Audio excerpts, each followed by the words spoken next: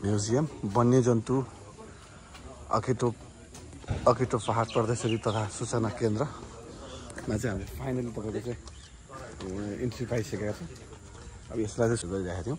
तपाईँहरूलाई धेरै कुराहरू देखाउँछौँ र फाइनली हामी इन्ट्री गर्दैछौँ।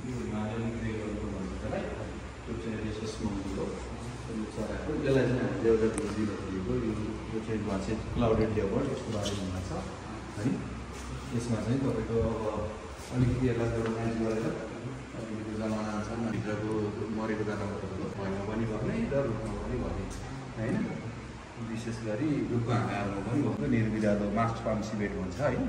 त्यसै गरी राखिरहेछौँ यो विद्यार्थीहरूलाई पढ्नको लागि उनीहरूले बुझ्नु अथवा भिजिटर्सहरूले पनि इन्फर्मेसन पाउनु हिसाबले गरिरहेको छ। यो पनि ठुलो निर्विधालो भयो।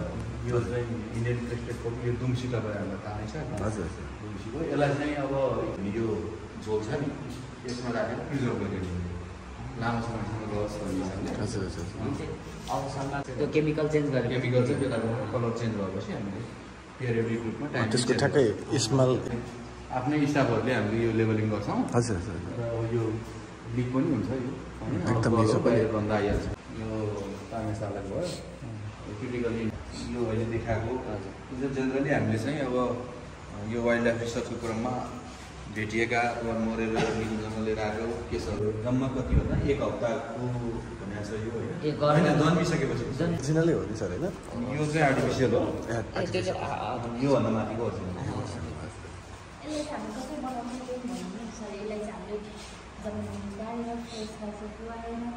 यसलाई मासु चाहिँ त्यसको निकालेर जमिन निकालेर यसको धेरै प्रक्रियाहरू छ बनाउने गाई लामो समयसम्म टिक्नको लागि यसलाई चाहिँ विभिन्न खालको सड्नु अरू केमिकल युज गर्नु।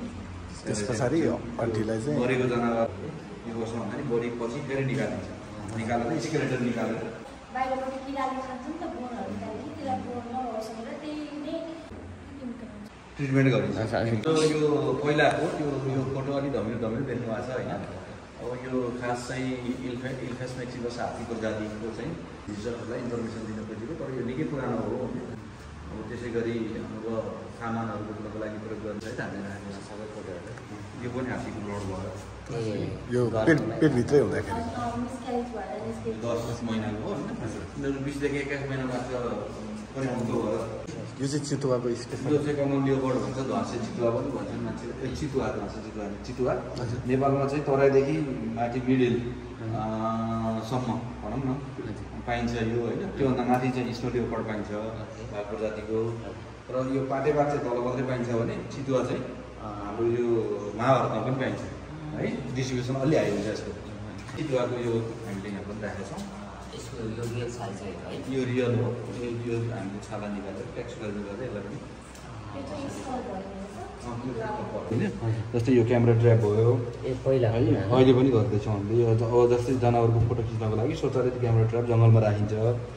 यसबाट हामी एनालाइसिस गर्छौँ। योलाई रेडियो कलर भन्छ है। यिनीहरूलाई यो रेडियो कलर चाहिँ घाँटीमा प्रायः जस्तो यो घाँटीमा जडित गर्ने चिप्स पनि हुन्छ हाम्रो जडान गर्ने तर यिनीहरू स्पेसली घाँटीमै जडान गर्ने हो। घाँटीमा जडान गरेपछि त्यसको चाहिँ होम रेन्ज पत्ता लगाउन कहाँसम्म जान्छ कति विचरण गर्छ होइन कुन ठाउँमा जान्छ भन्ने कुराको चाहिँ बायोलोजिकल स्टडी गर्नको लागि यो चाहिँ लगाइन्छ। एक प्रकारले ट्र्याकिङ जस्तै भनौँ। ट्र्याकिङ जस्तै यसले चाहिँ के हुन्छ भन्दा त्यो एनिमलको बिहेभियर होइन। एनिमल्समा क्याल्सियम कार्बोनेट चुना प्रयोग गरेर त्यसपछि त्यसको पगमार्कको चाहिँ साइन हामीले यो अवेरनेसको लागि राखिदियो। जस्तै अब यो ढेँडो बाँदरको यस्तो पन्जाको छाप हुन्छ होइन। सम्बारको यस्तो हुन्छ वाइल्ड बदलको यस्तो हुन्छ लगुनाको यस्तो हुन्छ भनेर अलिकति फरक छ नि यो हेर्नुहोस् न तपाईँहरूले होइन। यो चाहिँ एकदम यो हामीले चाहिँ एक्सप्लोरेसन गरेको जनावरहरूको चाहिँ पहिला देखाएको पहिलाबाट पनि जनावर चिन्न सकिन्छ। यसको चाहिँ यो बिरालोको भयो यस्तो मान्छे वन बिरालो। त्यसपछि अब तपाईँ आफै हेर्नु न यो कुकुरको र बिरालो नीलगाईको यो भयो। यसरी पनि यसको पनि एउटा विधि छ होइन। यो भयो माछाको सेक्सन भयो। माछाको ठगहरू भ्यापताहरू होइन। यो सितुवा अब यो चाहिँ हामीले यो हेप्टाइल सेक्सन छ फिस सेक्सन छ माछाको। त्यसपछि हेप्टाइल छ। यो चाहिँ स्पेसल काठे भालुको बगाइन्छ।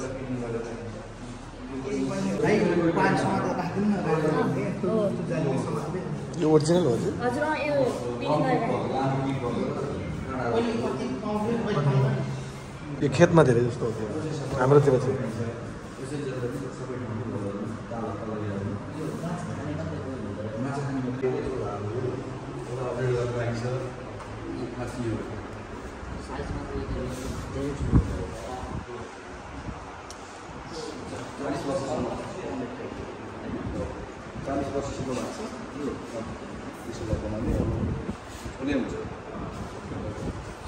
यो चाहिँ बाहिरी कभर मात्रै भयो यो मरेपछि लिएर आएको यो वृद्धतिर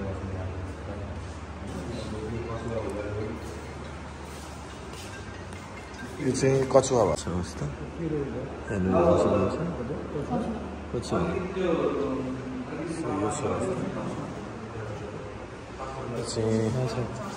यो चाहिँ माछा भयो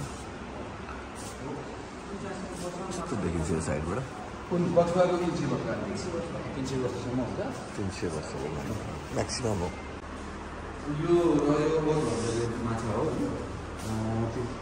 अब यो तपाईँले अघि देखा भनिहाल्नु सानो दिएको हो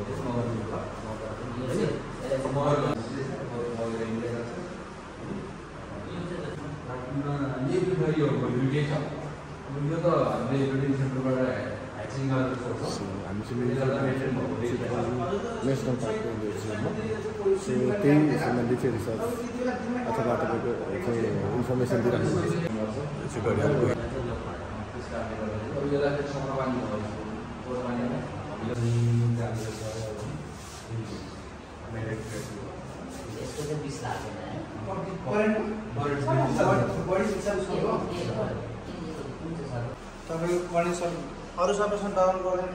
करेन्ट गोमन भनेको त तपाईँको एकदम विशाल हो नि त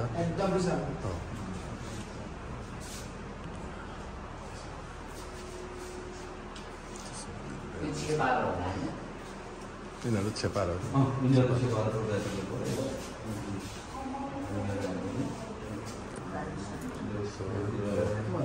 सरले चाहिँ इन्फर्मेसन दिँदै हुनुहुन्छ इन्फर्मेसन चाहिँ सक्नुहुन्छ यो सरको सम्बन्धी अब धेरैवटा फरक कुराहरू समयसँग केही नहुने गरी राख्न सकिन्छ त्यसमा हामीले थोरै यो अफिसको बारेमा कुरा नै भयो इन्फर्मेसन बोर्ड राखेको यो सिधै नेसनल पार्कको बारेमा भयो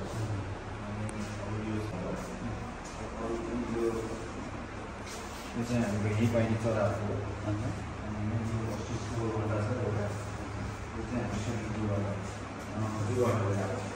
यो चाहिँ तपाईँको ठ्याक्कै नरिवलको बुटहरूलाई भन्छ नरिवलको बुट हुन्छ नि त्यो त्यसमा चाहिँ तपाईँको नरिवलको बुटमा चाहिँ यो बुटहरू बनाएर चाहिँ बस्छुकै चरा नेस्ट अफ भाया तपाईँले यसको भित्र हुन्छ नि तपाईँको त्यो चिजलाई निकालेर तपाईँले हेर्नु भने भित्र यति मिहिनेत गरेर बनाएपछि यसको बुट छुट्टै प्रकारको हुन्छ यो चाहिँ चिल भनौँ न अथवा यो पनि अब दुइटै हो यो चाहिँ तपाईँको अस्ट्रिचको अन्डाहरू छ घडियाल गएको अन्डा अस्ट्रिचको अन्डा मगर गएको अन्डा है पातहरू भयो विशेष गरी हामीले अब यो जङ्गलमा चाहिँ अनाथ चोरो हुन्छ नि माउले छोडेको अथवा बाघले आक्रमण गरेको भालुले आक्रमण गरेको त्यस्तो खालको बच्चाहरूलाई चाहिँ हामीले लिएर आएर फेरि हुर्काउने हुर्काएर आफ्नै वासस्थानमा छोड्ने हामी त्यो गरिरहेको छौँ पहिलेदेखि त्यो भर्खर पनि कोसी लगेको दुईवटा गैँडाहरू हामीले यहीँ नै हुर्काएर फेरि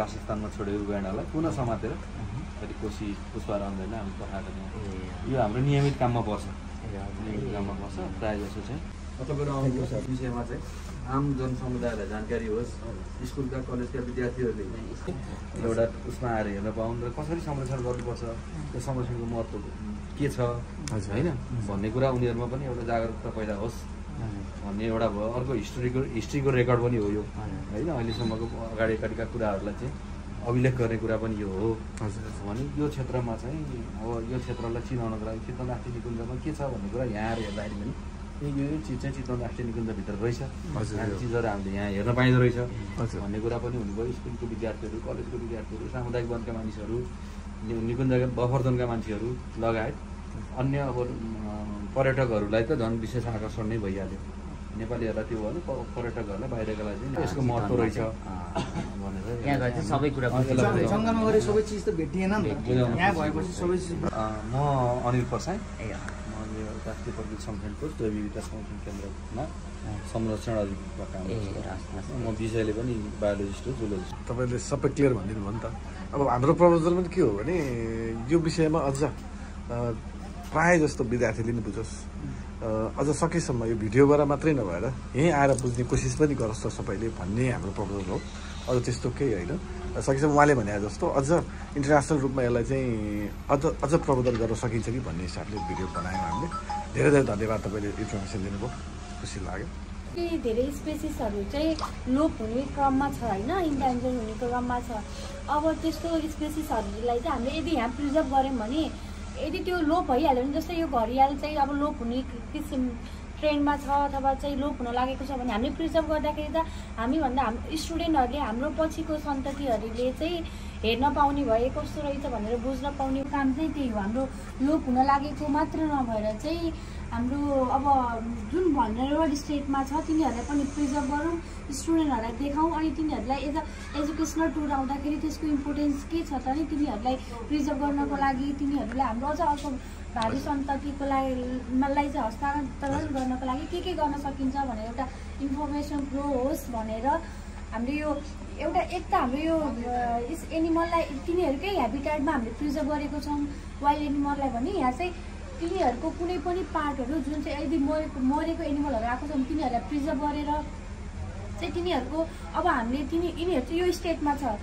भनरेबल छन् कि एक्सटिन्ट भइसक्यो कि इन्डेन्जरमा छन् अथवा थ्रेटन छन्, तिनीहरूलाई क्याटेगोराइज गरेर हाम्रो एउटा स्टुडेन्ट भनेको त अब तिनीहरूले त देशका कर्णधार नि त, तिनीहरूलाई एउटा सिकाउनको लागि सँगसँगै हाम्रो साइड बाई साइड जाओस् भनेर चाहिँ एक त नेचुरल हेबिटेटमा प्रिजर्भ गरेका छौँ र अनि हामीले स्पेसिमेनहरूलाई पनि प्रिजर्भ गरेका छौँ म्युजियममा हो। त्यो एउटा नलेज दिन सकौँ, कन्जर्भेसनको पार्टमा चाहिँ तिनीहरूलाई इम्पोर्टेन्स देखाउन सकौँ भन्ने चाहिँ हाम्रो एउटा मोटिभ हो हाम्रो यो कन्जर्भेसन सेन्टरको चाहिँ।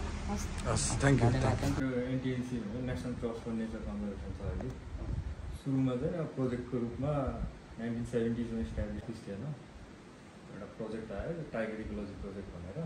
त्यही प्रोजेक्टमा काम गर्न सुरु भयो।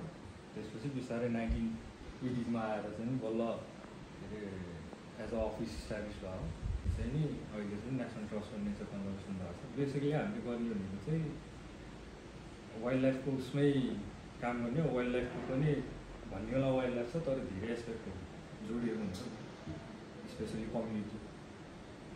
त्यो हिसाबले विभिन्न एस्पेक्टमा काम गर्छौँ तर बेसिकली फोकस चाहिँ वाइल्ड लाइफ रिसर्च र मोनिटरिङमा बढी फोकस हुन्छ काम चाहिँ।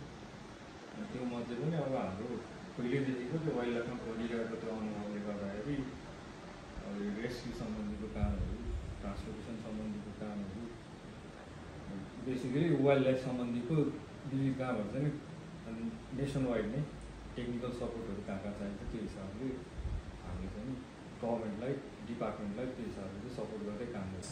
धन्यवाद समयको लागि। मेरो नाम रचना शाह हो।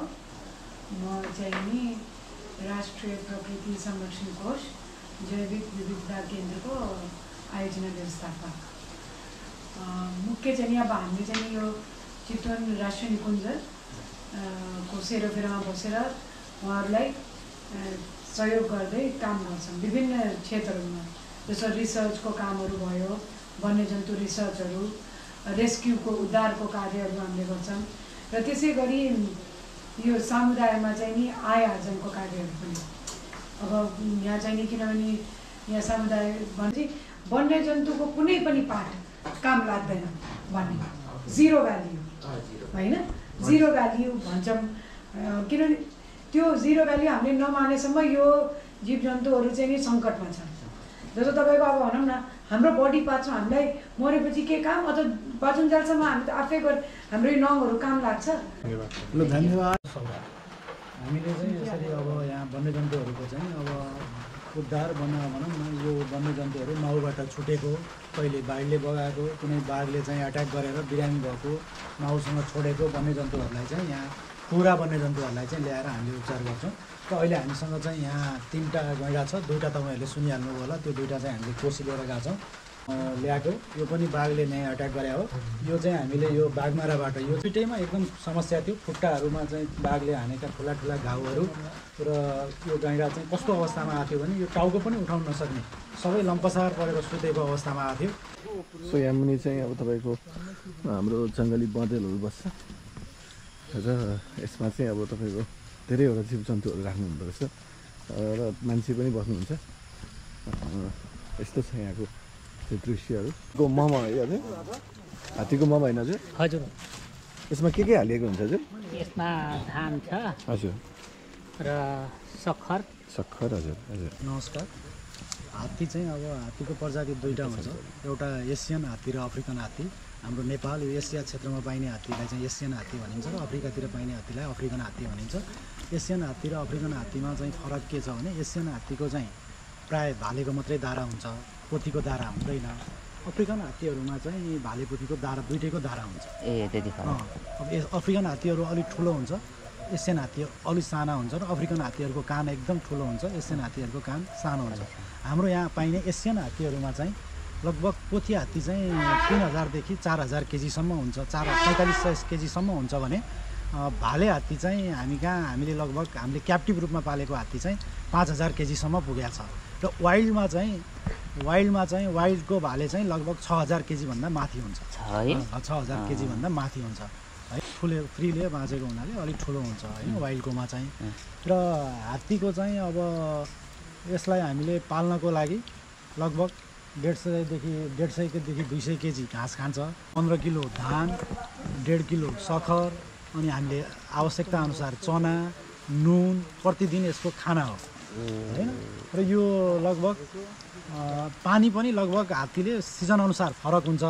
अलिक गर्मी सिजनमा 200-300 लिटरसम्म पनि खान्छ भने अलिक ड्राई भनौँ न जाडो सिजनमा चाहिँ 150 लिटरसम्म पानी खान्छ।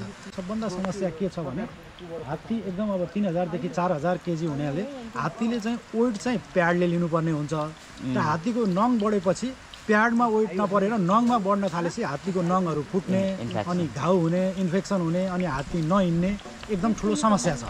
हामीले त्यही भएर 6 महिनामा चाहिँ यो हात्तीलाई नङ काटेर त्यो उसको वेट चाहिँ हिँडेको वेट अथवा उसले वेट चाहिँ प्याडले लिने वातावरण सिर्जना गरिदिएपछि भाले लागेको 22 महिनामा हात्ती बिहाउँछ। लगभग 650 दिन भन्छ। प्राय सरकारी 2टा गरी छ, सरकारी चाहिँ लगभग 105 देखि 105 को हाराहारीमा छ भने प्राइभेट चाहिँ लगभग 80 को हाराहारीमा छ।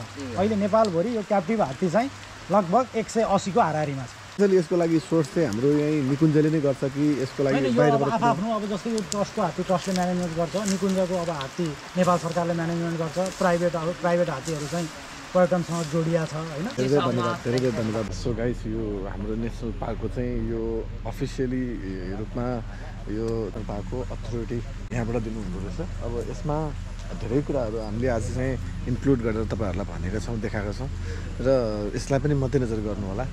र यो किन बनायो भनेर भन्नु होला भने धेरैवटा चाहिँ नेसनल पार्कहरू छ भनेर सुने, तर नेपालको सबभन्दा पहिलो र सबभन्दा तपाईँको ठुलो चितवन नेसनल पार्कलाई चाहिँ मध्यनजर गरेर यो भिडियो तपाईँहरू सामु हामीले राखेका छौँ। सोच्नु होला फेरि पत्रकार पो बनेछ कि क्या भनेर सोच्नु होला, त्यो होइन। हामी यहाँनिर चाहिँ एउटा के को लागि आएको थियौँ भने एक प्रकारको हामी भिजिटरको रूपमा आएको थियौँ र सँगसँगै आउने टाइममा उहाँहरूले भन्नुभयो कि यो सम्बन्धी अथोरिटी लिएर गर्नुहोस्, के छ क्वेसनहरू राख्नु भनेर भनिदिनु भयो। त्यो भनिसकेपछि हामीले सबै कुराहरू तपाईँहरूको सामु राखेका छौँ र कुन हिसाबले नेपाललाई प्रवर्धन गर्न सकिन्छ, कुन हिसाबले चाहिँ टुरिस्ट नेपालमा भित्राउन सकिन्छ भन्ने कुराहरूलाई मध्यनजर गरेर उहाँहरूले जुन खालको पोलिसीहरू बनाउनु भएको छ, जुन खालको चाहिँ एउटा सिस्टमहरू बनाउनु भएको छ, एकदम एप्रिसिएट, उहाँहरूलाई सलाम छ। र भोलिको दिनमा पनि यसै गरेर अझ नेपालका जति पनि राष्ट्रिय निकुञ्जहरू छ यसमा बाघ, भालुदेखि लिएर हात्ती अथवा गैँडा जुन पनि हुन्छ, यसलाई कसरी चाहिँ हामीले तपाईँको बचाउन सकिन्छ भन्ने कुराहरूलाई चाहिँ मध्यनजर गरेर यो भिडियो तपाईँहरूको सामु राखेको छु। सल्लाह सुझाव दिन नबिर्सिनु होला। लाइक, सेयर, कमेन्ट, सब्सक्राइब गर्न नबिर्सिनु। भिडियोबाट बिदा चाहन्छु। नमस्ते गाइस।